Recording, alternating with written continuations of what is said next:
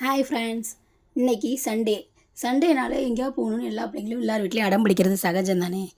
ஆனால் என் வீட்டுக்காரர் அதுக்கு முன்னாடியே பிள்ளைங்க பாவம் ரொம்ப நாளாக வீட்டில் இருக்குங்கன்னு சொல்லிட்டு கல்லணைக்கு போகலான்னு எல்லோரும் சரி ரெடி பண்ணிட்டோம்.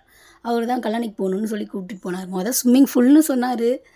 சாய்குரு அதுக்காக ரொம்ப ஆவலாக வந்தான். கடைசியில் நடுவில் கல்லணையாக மாற்றிட்டார். வர வழியில் இங்கே பாருங்கள், ஜூஸ் குடிக்கிறேன்னு இறங்கிருச்சுங்க. எல்லோரும் லெமனும் சாத்துக்குடியும் வேணும்னு சொன்னிச்சிங்க. சரி, லெமன் ஜூஸ் ரெண்டும் ஒரு சாத்துக்குடி ஜூஸும் வாங்கி எல்லோரும் ஆள் கொஞ்சம் ஷேர் பண்ணி குடிச்சிட்டு திரும்பி கிளம்பியாச்சு. காலையிலே டிஃபன் சாப்பிட்டு தான் வந்தோம். ஆனாலும் இவங்க அப்பா எங்கே போனாலும் இப்படி தான், ஜூஸ் குடித்தா உடம்புக்கு நல்லதுன்னு அங்கங்கே இறக்கி வாங்கி கொடுத்துருவார். வாங்கி குடிச்சிட்டு கிளம்பியாச்சு. இங்கே பாருங்கள், போகிற வழியெல்லாம் எவ்வளோன்னு தண்ணியை பார்த்தீங்களா? ஆற்றுல தண்ணியே இல்லை, கம்மியாக தான் இருக்குது. வெயில் அடித்தனால, வெயில் காலம்னாலே அப்படி தான். இந்த ஆடி மாதம் வரப்போ தான் திறந்து விடுவாங்க. ஆடி பெருக்கப்போ தான் காவேரி ஃபுல்லாக வலியும். இப்போ பாருங்கள், தண்ணியே இல்லாமல் அங்கங்கே கொஞ்சம் கொஞ்சம் தண்ணி. இந்த தண்ணிலையும் கூட அங்கே மீன் பிடிச்சிட்டு இருந்தாங்க. அதையும் பார்த்துக்கிட்டே போகணும். சாய்குருக்கு ஃபஸ்ட்டு தெரியாது. ஃபஸ்ட்டு அவங்க அப்பா காலையிலே வந்து என்ன சொன்னார்னா, ஸ்விம்மிங் பூல் கூட்டிகிட்டு போகிறேன்னு சொன்னார். அப்படின்னு சொல்லிட்டு கிளம்பி வந்துட்டான். வர வழியில் இந்த சைடு திரும்பிட்டார். அங்கிட்டு திரும்பாமல் இங்கிட்டு திரும்பினப்பே நான் சொல்லிட்டேன், அப்பா போகிற ரூட்டு வேறு சைடுடா, கண்டிப்பாக வந்து அப்பா ஸ்விம்மிங் பூல் கூட்டிகிட்டு போகல, ஸ்விம்மிங் பூல்னு அந்த சைடு போகணும் அப்படின்னு. அப்புறம் சொன்னேன், இந்த சைடு வரப்பே தெரிஞ்சிச்சுடா, நம்ம கல்லணைக்கு தான் அப்பா கூட்டிகிட்டு போகிறாருன்னு. சரி, அவனுக்கு தேவை தண்ணியில் விளையாடணும் அப்படின்னு சொல்லிட்டு விளையாட ஓகேன்னு சொல்லிட்டான். பெட்ரோல் போடுறதுக்கு நடுவில் பெட்ரோல் பங்க்கில் இறங்கியாச்சு. இங்கே பாருங்கள், கையை காலெல்லாம் அசைச்சிக்கிட்டு இருக்காரு. ஆமாம், ஒரு வண்டியில் எத்தனை பேர் உட்காந்தா கை கால் வலிக்க தானே செய்யும். எல்லாம் சேர்ந்து போகிறோன்னு மித்துவை கூட்டிகிட்டு போனோம். வேலனை கூட்டிகிட்டு போக முடியல, அந்த வண்டியில் அவ்வளோ தானே உட்கார முடியும். சரின்ட்டு மித்துவை மட்டும் கூட்டிகிட்டு போனோம். கிளம்பியாச்சு. அவன் வந்து சின்ன பிள்ளைனால முன்னாடி நிற்க வச்சுட்டு நாங்கள்லாம் பின்னாடி உட்காந்துட்டோம். 2 வீலரில் தான் போனோம். எப்பொழுதுமே அவ்வளோதான், நாங்கள் எல்லோரும் சேர்ந்து 2 வீலரில் தான் போவோம். பார்த்திங்களா, போகிற வழியில் நிறைய வயல்களாக இருந்தது. போகிற வயலில் எல்லாமே நிறைய வந்து வாழை மரம் தான் வச்சுருந்தாங்க. நாங்கள் பார்த்த எல்லாமே மேக்ஸிமம் வாழை மரமாக தான் வச்சுருந்தாங்க. ஒருவேளை இப்போ அந்த சீசன் தான் போல் இருக்குது. ஒரு வழியாக எல்லாம் சேர்ந்து கல்லணைக்கு வந்துட்டோம். இங்கே பாருங்கள், கல்லணைக்குள்ளே நுழையிறோம். இதுக்குள்ளே போனால் என்னடான்னு பார்த்தா, ஞாயிற்றுக்கிழமை எப்பொழுதுமே அவ்வளோ கும்பலாக இருக்கும்.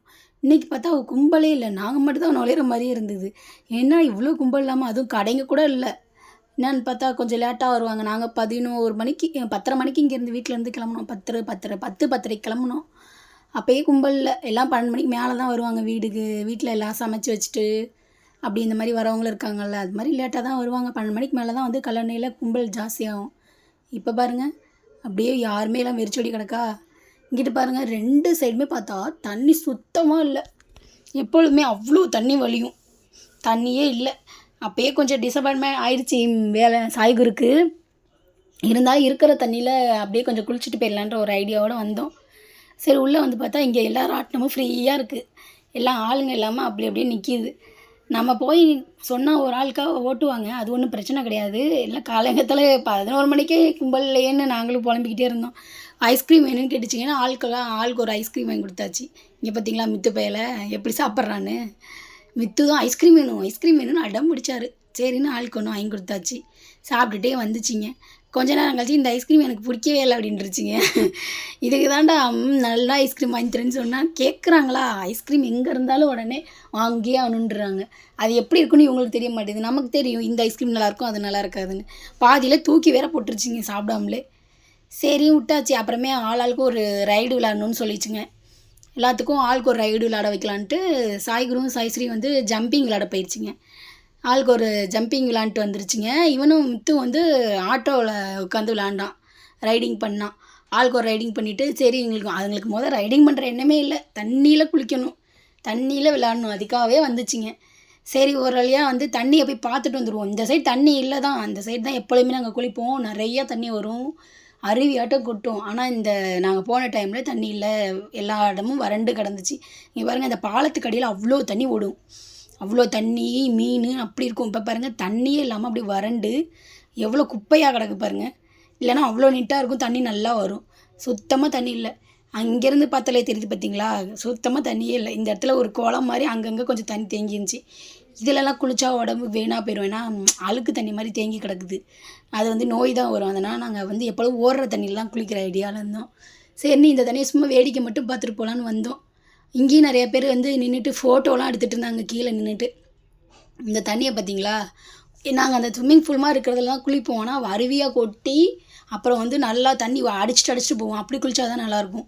இது என்னென்னா அப்படியே தேங்கி இருந்தனால எங்களுக்கு பிடிக்கலன்னு சொல்லிட்டு நாங்கள் அந்த சைடு போயிடலான்னு ஆப்போசிட் சைடு போய் குளிக்கலான்னு கிளம்பியாச்சு. வந்தாச்சு. இங்கே பாருங்கள், இப்போ ஓரளவு கொஞ்சம் கொஞ்சம் கும்பல் வந்திருக்காங்க நாங்கள் வந்ததுக்கப்புறம். அதனால தான் அங்கங்கே ராட்டினம்லாம் ஓடுது. அதுக்கப்புறம் உள்ளே போய் அப்படியே பார்த்துட்டே போனோம். இப்போ எங்கிட்டு போனால் அந்த சைடு போகணுன்னு நான் உங்களுக்கு காட்டுறேன். ஏன்னா வந்து இந்த சைடு வரதுக்கு ஈஸி. ஆனால் அந்த ஆற்று சைடு போகிறதுக்கு வேறு குறுக்கு வழியில் போகணும். அந்த சைடு போகிறதுக்கு இப்போ இப்படி தான் இந்த சைடு போயிட்டு கார் பார்க்கிங் இருக்கும். அந்த சைடு தான் போய் போகணும். அந்த கார் பார்க்கிங் வழியாக தான் அந்த கரைக்கு போக முடியும். இப்போ ஏரி உட்காந்துச்சு. ஏன்னா அங்கிட்டு போய் வண்டியை நிறுத்திட்டு நம்ம ஈஸியாக எடுத்துகிட்டு போயிடலாம் வண்டியை. இல்லைனா வண்டி இங்கே வச்சுட்டு இவ்வளோ தூரம் நடந்து வரணும். அதுக்காக வண்டி எடுத்துகிட்டு கிளம்பியாச்சு. இந்த வழியாக வந்துட்டு இங்கே பார்த்திங்களா, இந்த இடத்துல தான் கார் பார்க்கிங், பஸ்ஸு எல்லாமே இங்கே வந்து நிற்கும். இதுக்கு பக்கத்தில் நிறைய கடைங்களாக இருக்கா. இதுக்கு நடுவில் ஒரு ரோடு போகும். அதுக்குள்ளே போய் தான் அந்த சைடு கரைக்கு நம்ம போகணும். இங்கே பார்த்திங்களா, இந்த ரோட்டுக்குள்ளே போகணும். இந்த ரோட்டில் நேராக போனோன்னா அங்கே போயிட்டு லாஸ்ட்டில் டெட் எண்ட் தான். அதுக்கப்புறம் வீடுங்கள்லாம் இருக்காது, கடைங்களும் இருக்காது. அப்படியே போய் அங்கே வண்டியை நிறுத்திட்டு நம்ம போய் ஆற்றுல இறங்க வேண்டியது தான் அப்படின்னு சொல்லிட்டு கிளம்பியாச்சு. இங்கே பாருங்கள், இதுதான் கடைசி. இதுக்கப்புறம் இடம் கிடையாது, ஆறு தான். அதனால் இப்படியே வண்டியை நிறுத்திட்டு நம்ம கிளம்ப வேண்டியது தான். இப்போ வண்டியை நிறுத்திட்டு எல்லாம் வந்து குளிக்கிற ஆர்வத்தில் இருந்துச்சுங்க. வாங்க வாங்க, பார்த்தீங்களா இந்த சைடு தான் போகணும். அங்கே ஒரு காடு மாதிரி இப்போ நிறைய செடி கொடிங்களாக தான் இருக்கும். ஆனால் நடக்கிற வழி இருக்கும். அந்த நடக்கிற வழியில் நம்ம நடந்துட்டு போனோன்னா நம்ம அந்த கரைக்கு போயிடலாம். இங்கே பாருங்கள், இந்த சைடெலாம் எவ்வளோ செடிங்களாம் வளர்ந்துருக்கு பாருங்கள். நிறைய மரங்களாக இருக்கும். அப்படியே போகிறதே ஒரு காட்டுக்குள்ளே போகிற மாதிரி ஒரு எக்ஸ்பீரியன்ஸாக இருக்கும். பார்க்கவே நல்லா ப்ளசண்ட்டாக இருக்கும். நீங்களும் இந்த மாதிரி கல்லணைக்கு போனீங்கன்னா ஆப்போசிட்டில் இருக்க கரைக்கு போகணுன்னா நீங்கள் இந்த மாதிரி போய் ட்ரை பண்ணி பாருங்கள். அந்த சைடு இருக்க கரைக்கு போய் நீங்கள் ஜாலியாக குளிக்கலாம். இந்த சைடு குளிக்கலாம். தண்ணி இல்லாதனால அங்கிட்டு வர்றது தண்ணி வந்து ஓடிட்டு இருந்துச்சு. அதனால் அங்கிட்டு போகலான்ட்டு முடிவு பண்ணி போகணும். ஆனால் அங்கிட்டு கொஞ்சம் புத மணல் இருக்குன்றாங்க. கொஞ்சம் பார்த்து தான் குளிக்கணும். நாங்களும் பார்த்து தான் குளித்தோம். இந்த பிள்ளைங்களெல்லாம் சின்ன பிள்ளைங்களா இருக்குங்கன்னு கொஞ்சம் கரையிலே உட்கார வச்சு குளிக்க வைக்கலான்னு முடிவு பண்ணி தான் போனோம். நம்ம கண்ணு முன்னாடியே நம்ம வச்சுக்கிட்டா நம்மளுக்கு சேஃப்டி தான். நீங்களும் பிள்ளைங்களை கூட்டிகிட்டு போனால் உங்கள் கண் முன்னாடியே கூட்டிகிட்டு போய் விளையாட வைங்க.